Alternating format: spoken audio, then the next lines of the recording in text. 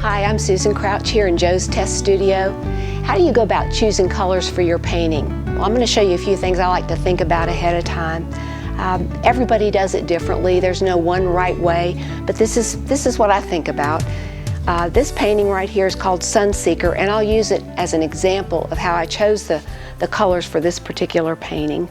And what I generally ask myself first is, what is the one color I know I can't do without? And in this painting, it was pretty obviously, it was this golden yellow-orange color.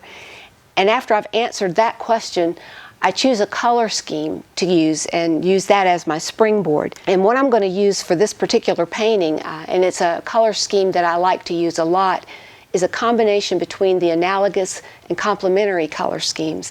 And it's something I learned in this book right here.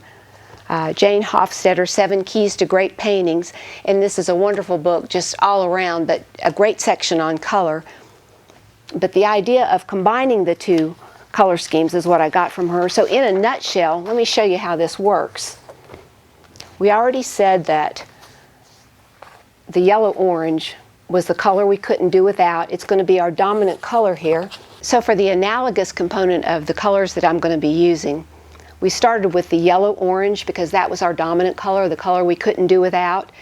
To the right, there's yellow and yellow-green. To the left, there's orange and red-orange. So these 5 color families are going to dominate my color scheme, and it'll be a warm dominance.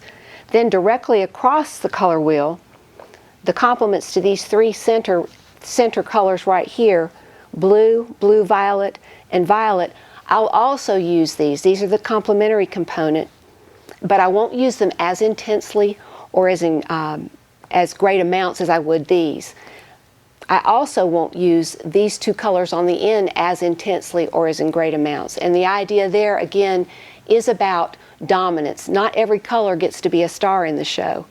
There are some colors I'm not going to use at all, and I'm going to just lift the wheel and show you under here.